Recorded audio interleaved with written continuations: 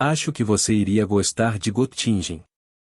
A ciência é muito melhor que em Cambridge e, de modo geral, provavelmente a melhor que se pode encontrar. Acho o trabalho duro, graças a Deus, e quase prazeroso. Robert Oppenheimer para Francis Ferguson, 14 de novembro de 1926. No fim do verão de 1926, Robert, bem mais animado e consideravelmente mais maduro do que um ano antes, viajou de trem pela Baixa Saxonia até Göttingen, cidadezinha medieval que se vangloriava de suas construções do século XIV, entre as quais o prédio da prefeitura e diversas igrejas. Na esquina da Barfusserstrasse, Rua dos Descalços, e da Judenstrasse, Rua dos Judeus, ele podia jantar um Wiener Schnitzel e escalope de vitela à moda vienense, no Junkerson Hall, um edifício de 400 anos, sentado debaixo de uma inscrição em aço de Otto von Bismarck e cercado por 3 andares de vitrais. Pitorescas casas em estilo enxaimel espalhavam-se ao longo das ruas estreitas e sinuosas. Aninhada às margens do Canal Lane, Göttingen tem como principal atração a Universidade Georg August, fundada na década de 1730 por um príncipe germânico.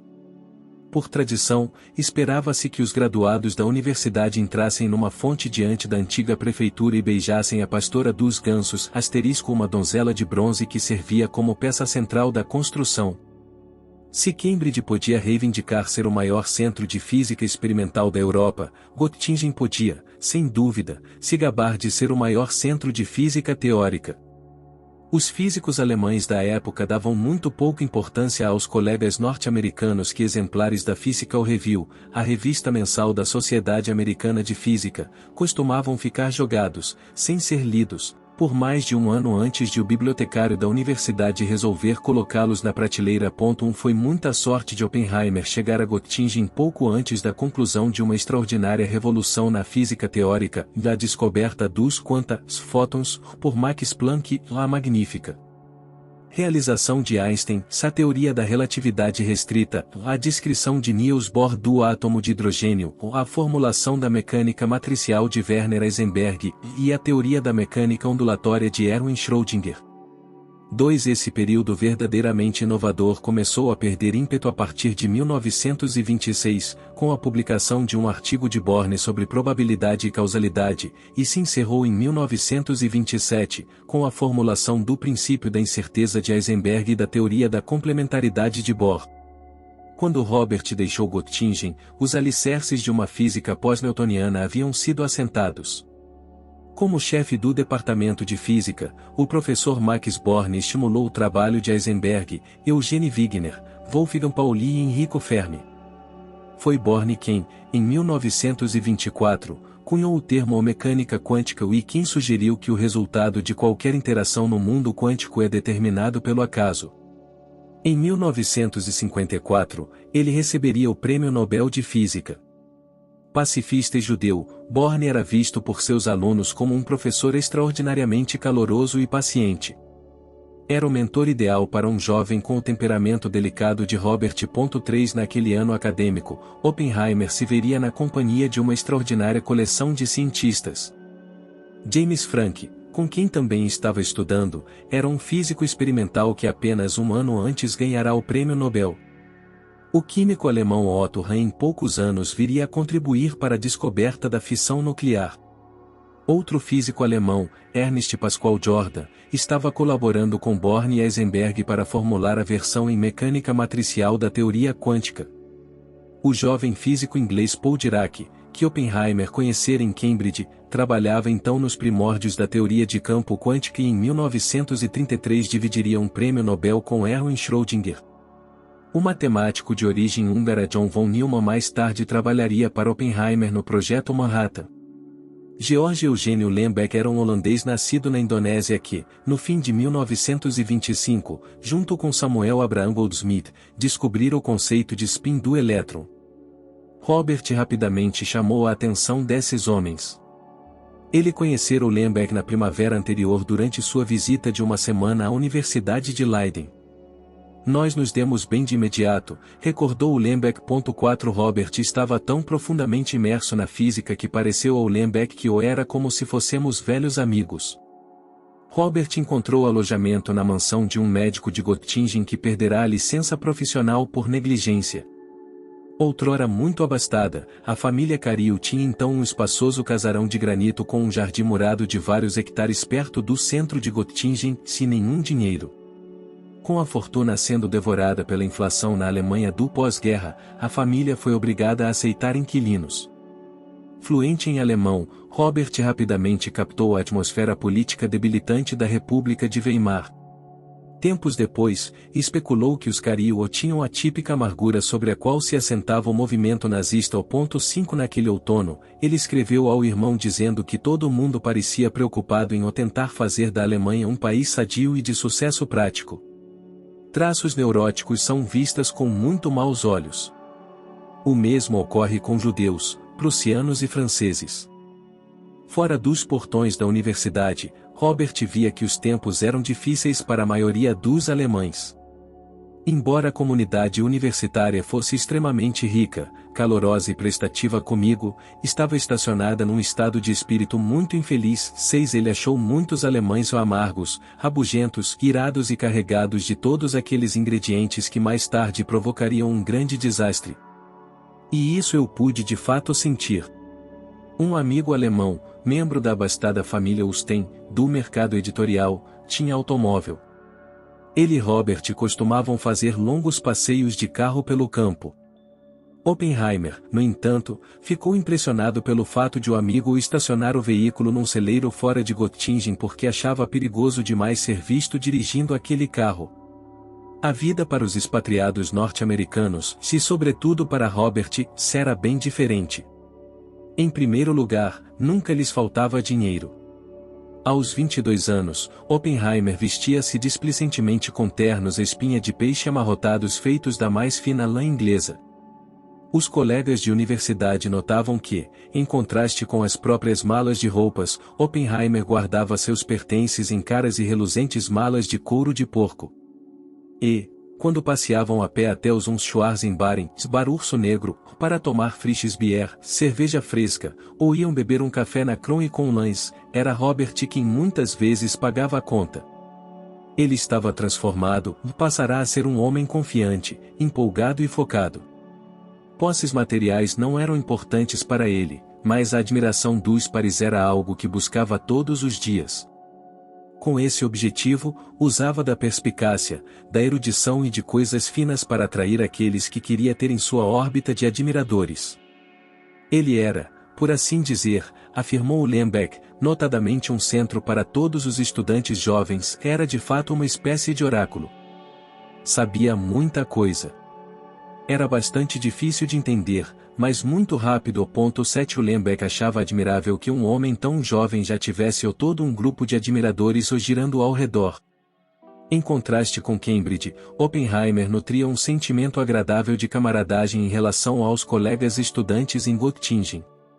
Eu fazia parte de uma pequena comunidade de pessoas que tinham alguns interesses e gostos em comum e muitos interesses comuns em física. 8 Em Harvard e Cambridge, as buscas intelectuais de Robert tinham se resumido a incursões solitárias em livros. Em Göttingen, pela primeira vez, ele percebeu que podia aprender com os outros, algo que para mim é importante, mais do que para a maioria das pessoas. Começou a ganhar espaço, isto é, comecei a ter algumas conversas. Aos poucos, acho que me deram algum senso e, talvez ainda mais aos poucos, algum sabor da física, algo que eu provavelmente jamais teria conseguido se estivesse trancado numa sala. Na mansão da família Cario morava também Carter Compton, de 39 anos, professor de física na Universidade de Princeton. Compton, futuro presidente do MIT, o Instituto de Tecnologia de Massachusetts, sentia-se intimidado pela extraordinária versatilidade de Oppenheimer. Conseguia acompanhá-lo quando o tópico era ciência, mas se sentia perdido quando Robert começava a falar sobre literatura, filosofia ou até mesmo política.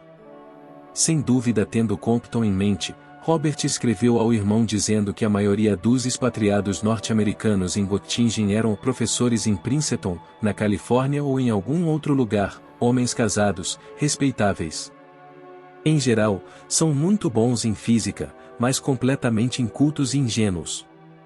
Invejam a sagacidade intelectual e a organização dos alemães e querem que a física chegue aos Estados Unidos. O ponto 9 Em suma, Robert prosperou em Göttingen. Naquele outono, escreveu uma carta entusiasmada a Francis Ferguson: acho que você iria gostar de Göttingen. Como Cambridge é quase exclusivamente científica, e os filósofos aqui estão muito mais interessados em paradoxos e artifícios epistemológicos. A ciência é muito melhor que em Cambridge e, de modo geral, provavelmente a melhor que se pode encontrar. Eles trabalham duro aqui, combinando uma complexidade metafísica fantasticamente impregnável com os hábitos práticos de um fabricante de papel de parede. O resultado é que o trabalho feito aqui tem uma falta de plausibilidade quase demoníaca, e é altamente bem-sucedido. Acho o trabalho duro, graças a Deus, e quase prazeroso. 10 Na maior parte do tempo, Robert se sentia emocionalmente como num barco em equilíbrio. Mas havia momentos de recaída. Um dia, Paul Dirac o viu desmaiar e cair no chão, exatamente como fizeram um ano antes no laboratório de Rutherford. 11 O eu ainda não estava inteiramente bem, recordou Oppenheimer décadas mais tarde, e, ao longo do ano, tive uma série de ataques, que foram se tornando cada vez mais esporádicos e interferiam cada vez menos no trabalho. 12 Outro estudante de física, Thorfinn Ognes, e a esposa, Phoebe, também se alojaram naquele ano na mansão dos Carew e vez por outra estranhavam o comportamento de Oppenheimer. Phoebe o via com frequência deitado na cama sem fazer nada. Mas esses períodos de hibernação eram quase sempre seguidos por episódios de fala incessante. Phoebe o achou altamente neurótico. 13 De vez em quando, alguém via Robert tentando superar um episódio de gagueira. 14 Aos poucos, à medida que a autoconfiança retornava, Oppenheimer descobriu que a reputação que construíra o precedia. Um de seus últimos atos antes de partir de Cambridge fora apresentar 2 artigos perante a Sociedade Filosófica de Cambridge, intitulados On the Quantum Theory of Vibration Rotation Bendis e On the Quantum Theory of the Problem of the Two Bodies. O primeiro tratava de níveis de energia molecular e o segundo investigava transições para estados do contínuo em teoria quântica. Ao chegar a Göttingen, Oppenheimer ficou contente em saber que a Sociedade Filosófica de Cambridge os havia publicado. Robert reagiu ao reconhecimento que suas publicações lhe trouxeram, mergulhando de maneira entusiástica em discussões de seminários, com tal abandono que por vezes aborrecia os colegas. Ele era um homem de grande talento, escreveu mais tarde o professor Max Born, e tinha consciência de sua superioridade, de tal forma que chegava a ser constrangedor e a criar problemas.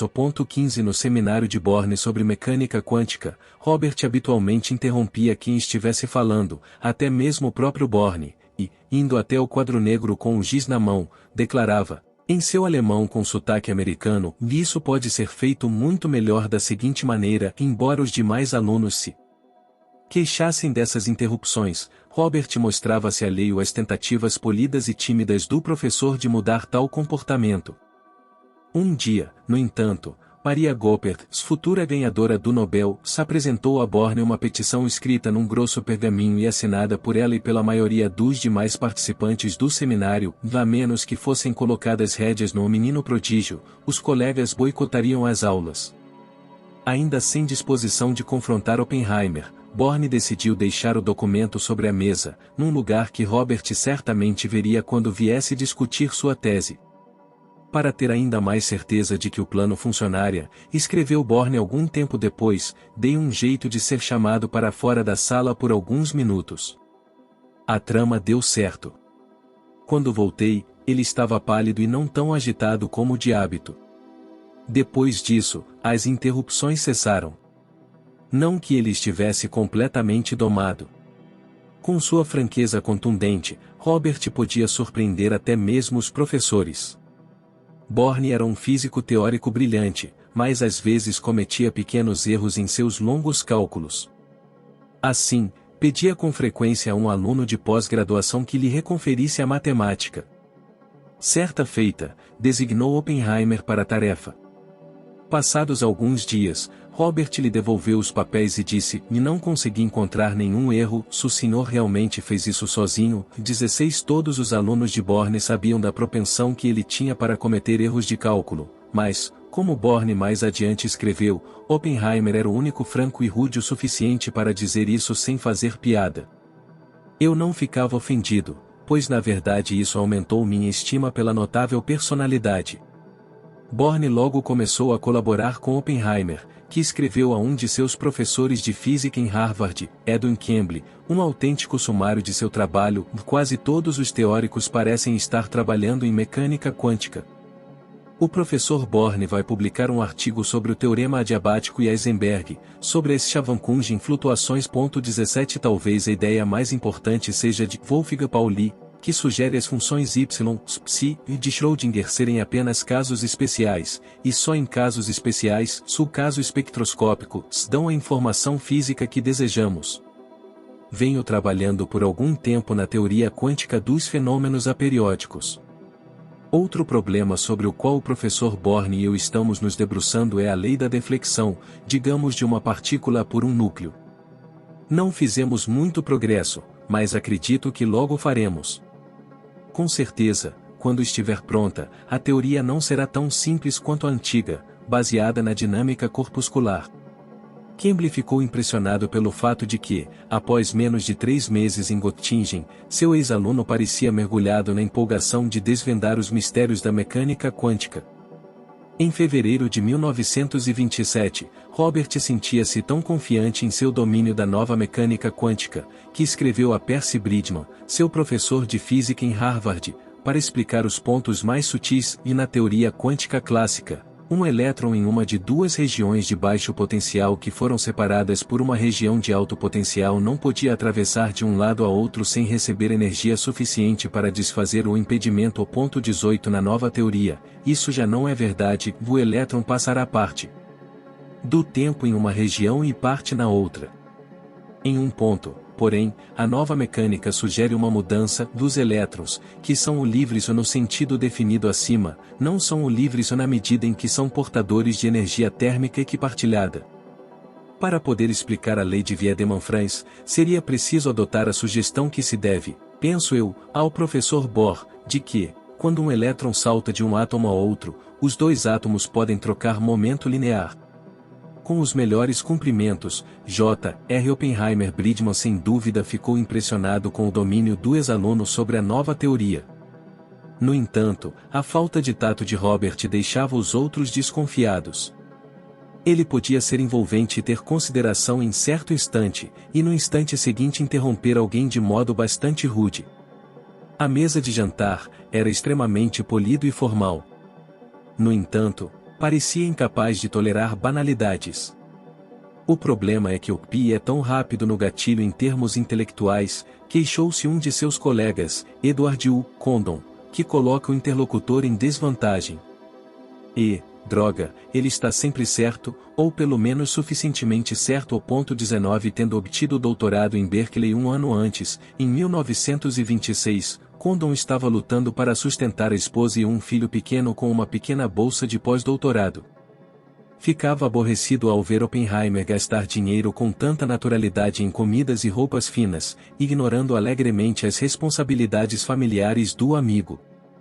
Um dia, Robert convidou Ed e a esposa, Emily Condon, para um passeio a pé, mas Emily explicou que precisava ficar com o bebê. Os Condon ficaram estarrecidos com a tréplica de Robert. Tudo bem, deixaremos você com suas tarefas de camponesa. 20 Ainda assim, apesar dos ocasionais comentários sarcásticos, Robert muitas vezes demonstrava ter senso de humor. Ao ver a filha de 2 anos de Carl Compton fingindo ler um livrinho vermelho, que por acaso estava aberto no tópico sobre controle de natalidade, olhou para a gravidez avançada da senhora Compton e comentou: acho que está um pouco tarde. 21 Paul Dirac chegou a Göttingen para o período letivo do inverno de 1927, e também alugou um quarto na mansão dos Cario. Robert saboreava qualquer contato com o colega. O período mais excitante de minha vida, disse certa vez, foi quando Dirac chegou e me deu as provas do artigo que escrevera sobre a teoria quântica da radiação. 22 O jovem físico inglês, no entanto, ficou perplexo com a versatilidade intelectual do amigo. Disseram-me que você escreve poesia tão bem quanto trabalha em física, disse a Oppenheimer. Como consegue fazer as duas coisas? Em física tentamos falar com as pessoas de modo que entendam algo que ninguém sabia antes. No caso da poesia, é exatamente o oposto. 23 lisonjeado, Robert apenas riu. Sabia que para Dirac a vida era física e nada mais, e em comparação, os interesses dele eram extravagantemente católicos. 24 Robert também adorava literatura francesa e, enquanto esteve em Göttingen, achou tempo para ler a comédia dramática Jovem Violaine, de Paul Claudel, 2 contos de F. Scott Fitzgerald, A Coisa Sensata e Os Sonhos de Inverno, a peça Ivanov, de Tchekov, e as obras de Friedrich Hölderlin e Stefan Zweig. 25 Quando descobriu que 2 amigos estavam lendo regularmente Dante. No original em italiano, desapareceu dos cafés de Göttingen por um mês e voltou com um italiano suficiente para ler Dante em voz alta. Dirac não ficou impressionado e resmungou: por que você perde tempo com esse lixo? Acho que se dedica demais à música e àquela sua coleção de pinturas. Mas Robert vivia confortavelmente em mundos além da compreensão de Dirac, e assim apenas achava graça quando o amigo, durante as longas caminhadas pelas ruas de Göttingen, o instava a abandonar a busca do irracional. Göttingen não era só física e poesia. Robert também se descobriu atraído por Charlotte Riefenstahl, uma estudante de física alemã e uma das mulheres mais bonitas do campus. Eles tinham se conhecido durante uma viagem noturna para Hamburgo.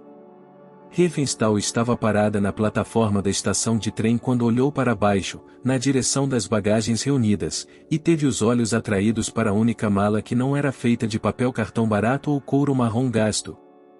Que coisa linda, disse ela ao professor Frank, apontando para a alça brilhante da mala de couro de porco. De quem é? De quem mais, senão de Oppenheimer, respondeu Frank, dando de ombros. No trem de volta a Göttingen, Riefenstahl pediu que alguém lhe apontasse Oppenheimer, e, quando se sentou a seu lado, ele estava lendo um romance de André Gide, romancista francês contemporâneo cujas obras tratavam da responsabilidade moral do indivíduo pelas coisas do mundo. Para seu espanto, Oppenheimer descobriu que aquela bela moça tinha lido Gide e era capaz de discutir inteligentemente a obra do escritor francês. Quando chegaram a Göttingen, Charlotte mencionou de passagem quanto admirava a mala de couro de porco. Robert agradeceu o cumprimento, mas pareceu perplexo por alguém se dar ao trabalho de lhe admirar a bagagem. Mais tarde, quando Riefenstahl contou sobre a conversa a um colega, este predisse que Robert em breve tentaria lhe dar a mala. Entre as muitas excentricidades dele, todos sabiam que uma era de se sentir compelido a dar qualquer um de seus pertences que fosse admirado. Robert ficou derretido por Charlotte e a cortejou o melhor que pôde, do seu jeito rígido, excessivamente polido. O mesmo fez um de seus colegas de classe, Friedrich Georg Oltermans, um jovem físico que havia adquirido renome com um artigo sobre a produção de energia das estrelas. Assim como Oppenheimer, Fritz ou Fizu, para alguns amigos, tinha ido a Göttingen bancado pela família. Era filho de um banqueiro holandês, e a mãe era alemã e em parte judia, fato que ele não tinha medo de anunciar. Insolente em relação à autoridade e dotado de um perigoso senso de humor, Oltermans gostava de dizer aos amigos não-judeus, quando seus ancestrais ainda viviam em árvores, os meus já estavam falsificando cheques. 26 Quando adolescente, em Viena, fora expulso do ensino médio por ler publicamente o Manifesto Comunista no 1º de maio. Ele e Oppenheimer eram praticamente contemporâneos e obteriam os respectivos doutorados em 1927. Além disso, compartilhavam uma paixão pela literatura e por Charlotte. Posteriormente, por ironia do destino, trabalhariam ambos no desenvolvimento da bomba atômica, só que Oltermans, na Alemanha. 27 Os físicos estiveram improvisando a teoria quântica por aproximadamente um quarto de século, quando, de súbito, entre os anos de 1925 e 1927, uma série de avanços dramáticos e acelerados possibilitou a construção de uma teoria radical e coesa da mecânica quântica. Novas descobertas eram feitas com tamanha rapidez que era difícil se manter em dia com a literatura. Grandes ideias estavam aparecendo tão depressa naquele período, recordou Edward Condon, que tínhamos a impressão, totalmente equivocada, de que aquele era o ritmo normal do progresso em física teórica. Durante a maior parte daquele ano, sofremos de indigestão intelectual ou era desanimador. O ponto 28 na acirrada corrida para publicar novos achados, foram escritos mais artigos sobre teoria quântica em Göttingen do que em Copenhague, Cavendish ou qualquer outro lugar no mundo. O próprio Oppenheimer publicou 7 artigos escritos em Göttingen, uma produção fenomenal para um estudante de pós-graduação de 23 anos. Wolfgang Pauli começou a se referir à mecânica quântica como Knabenphysik, física de garotos, porque os autores de muitos dos artigos eram jovens demais. Em 1926, Heisenberg e Dirac tinham apenas 24 anos, Pauli, 26, e Jordan, 23. A nova física era, sem dúvida, controversa. Quando enviou para Albert Einstein uma cópia do artigo de Heisenberg de 1925 sobre mecânica matricial, uma descrição intensamente matemática do fenômeno quântico, Max Born explicou ao grande homem num tom um tanto defensivo que ele o parece muito místico, mas certamente está correto e é profundo. Depois de ler o artigo naquele outono, porém, Einstein escreveu a Poe Renfest para dizer que o Heisenberg botou um grande ovo quântico.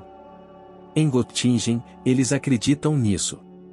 Eu, não. O ponto 29. Ironicamente, o autor da teoria da relatividade acreditaria para sempre que a Knabenphysik era incompleta, se não profundamente defeituosa. Em 1927, quando Heisenberg publicou um artigo sobre o papel central da incerteza no mundo quântico, as dúvidas de Einstein só aumentariam. O que Heisenberg queria dizer era que é impossível determinar num dado instante, ao mesmo tempo, a posição precisa e o momento linear preciso de um corpo, e não podemos, por uma questão de princípio, conhecer o presente em todos os seus detalhes. Born concordava, e argumentava que o resultado de qualquer experimento quântico dependia do acaso.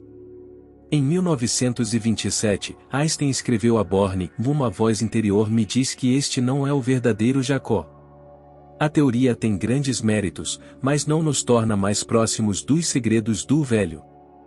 Em todo caso, estou convencido de que ele não joga dados." 30. Obviamente, a física quântica era uma ciência de jovens. Os jovens físicos, em contrapartida, encaravam a obstinada recusa de Einstein em abraçar a nova física como um sinal de que o tempo dele havia passado. Vários anos depois, Oppenheimer o visitaria em Princeton, e sairia de lá visivelmente decepcionado, escrevendo ao irmão com pretensiosa irreverência para contar que o Einstein está totalmente gaga. 31. Contudo, no fim da década de 1920, os garotos de Göttingen e da Copenhague de Bohr ainda tinham esperanças de recrutá-lo para sua visão quântica. O primeiro dos artigos de Oppenheimer escritos em Göttingen demonstrou que a teoria quântica tornou possível medir as frequências e intensidades do espectro de bandas moleculares.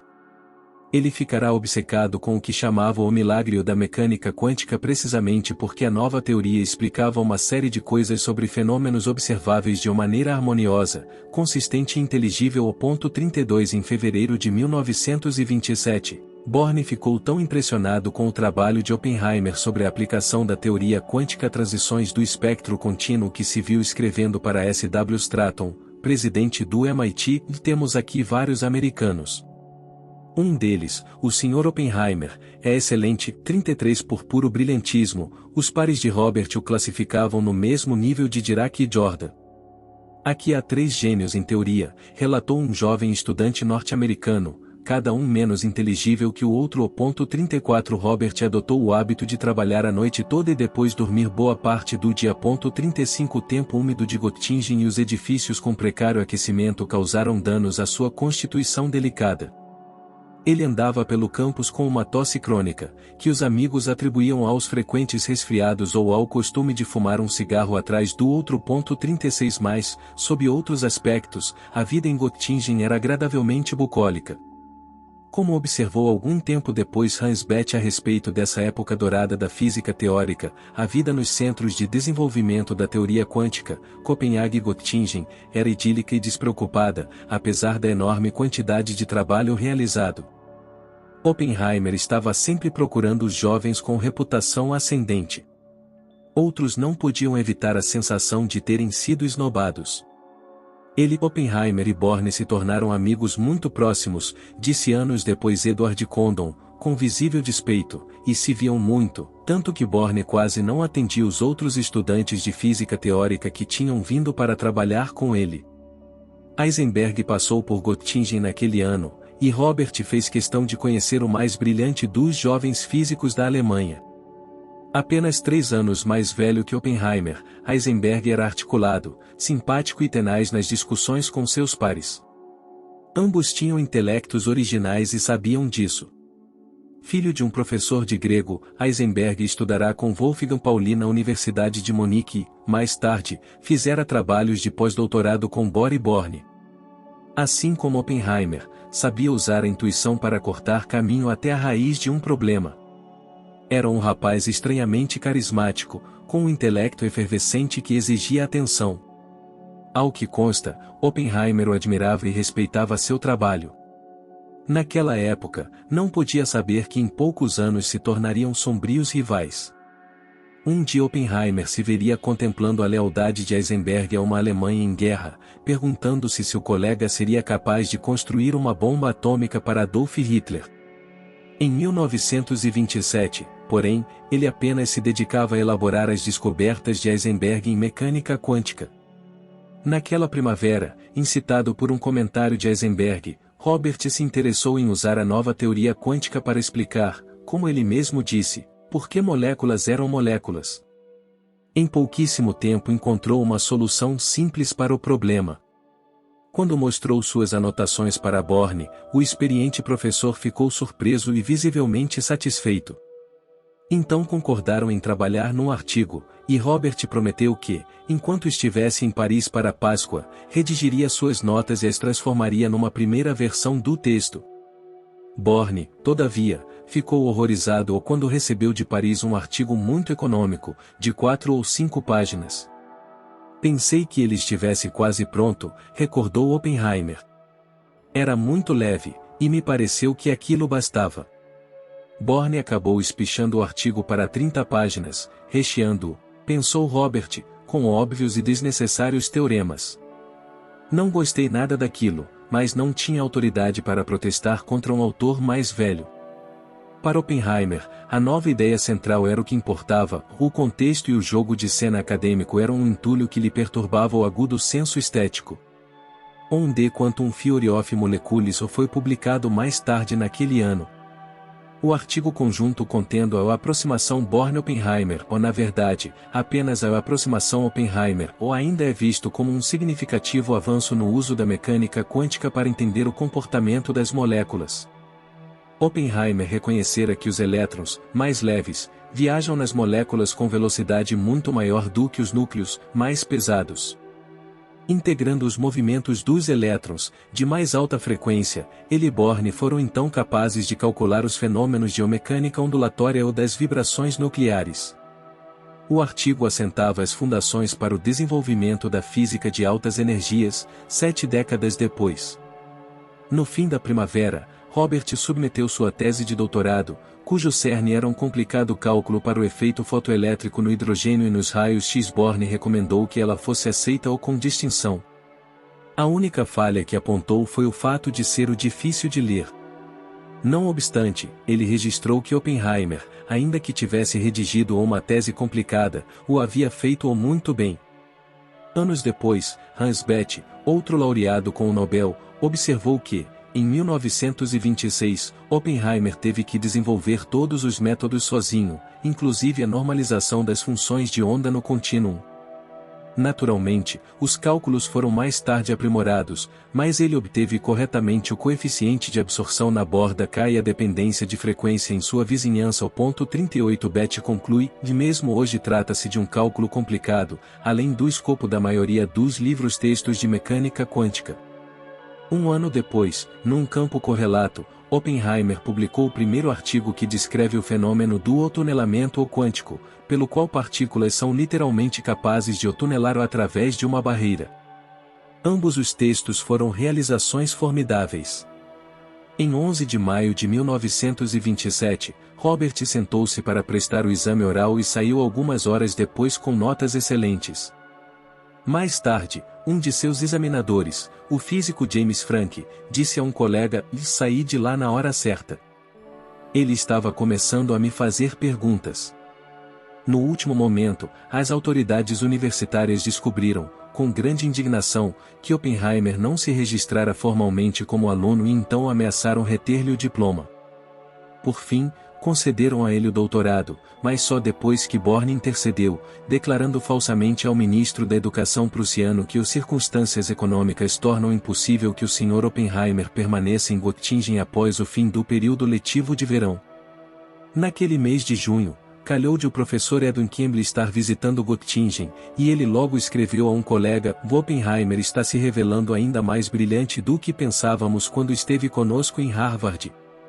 Ele absorve trabalho novo depressa e é capaz de se virar sozinho com qualquer um desta galáxia de jovens físicos matemáticos que temos aqui. Em uma nota curiosa, o professor acrescentou: infelizmente, Born me diz que ele continua com a mesma dificuldade de se expressar por escrito de maneira clara que observamos em Harvard. Oppenheimer desde então se tornou um escritor expressivo. Não obstante, também era verdade que os artigos que ele escrevia costumavam ser breves a ponto de serem superficiais. Campbell achava que o domínio que Robert tinha da linguagem era de fato notável, mas que ele se tornava duas pessoas diferentes ou quando falava de física e sobre qualquer outro tópico. Born ficou desolado com a partida de Oppenheimer. Tudo bem você ir embora, mas eu não posso, disse a ele. Você me deixou muitos deveres de casa. Como presente de despedida, Robert ofereceu a seu mentor uma valiosa edição do texto clássico de Lagrange, Mécanique Analytique.